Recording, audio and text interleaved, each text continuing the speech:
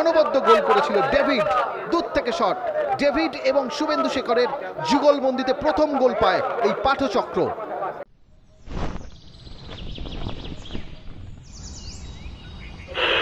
আকাশবাণী কলকাতা, শুরু হচ্ছে মহিলা মহল।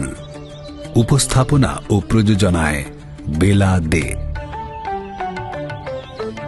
দুই দল, কালীঘাট স্পোর্টস লাভার্স অ্যাসোসিয়েশন এবং পাঠচক্র। দুই দলের খেলোয়াড়রা সৌহার্দ্য বিনিময় করছেন। দুই ক্যাপ্টেন নাজিবুল মোল্লা এবং শুভেন্দু শেখর। পার্পেল জার্সি পরিহিত পাঠচক্র এবং হলুদ নীল জার্সি পরিহিত কালীঘাট স্পোর্টস লাভার্স ঐক্যবদ্ধ হচ্ছে।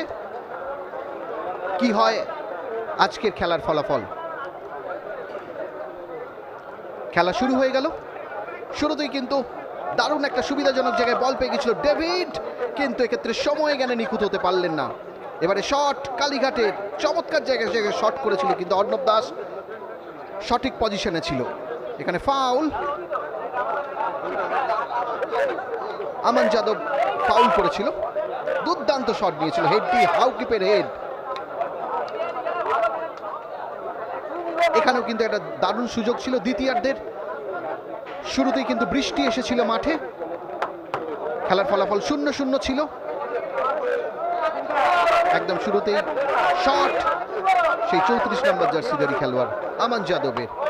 এবারে গোল আসতে পারে এবং গোল, সেই অনবদ্য গোল করেছিল ডেভিড, দূর থেকে শট। ডেভিড এবং শুভেন্দু শেখরের যুগলবন্দিতে প্রথম গোল পায় এই পাঠচক্র। আজকে অনবদ্য ফুটবল খেলেছে শুভেন্দু শেখর। দূর থেকে শট ছিল, অফ টার্গেট। আবার শট, চমৎকার শট নিয়েছিল।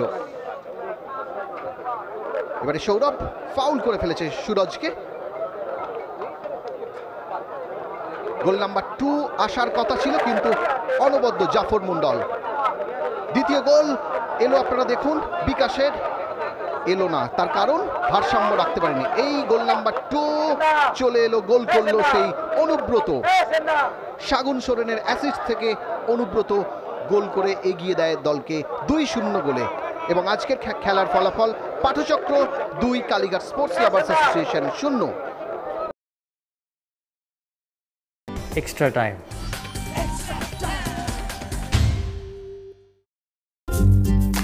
লেটেস্ট নিউজ আর এক্সক্লুসিভ ভিডিওর সঙ্গে আপডেট থাকতে এখনই সাবস্ক্রাইব করুন আমাদের ইউটিউব চ্যানেল। বেল আইকনে ক্লিক করতে ভুলবেন না যেন।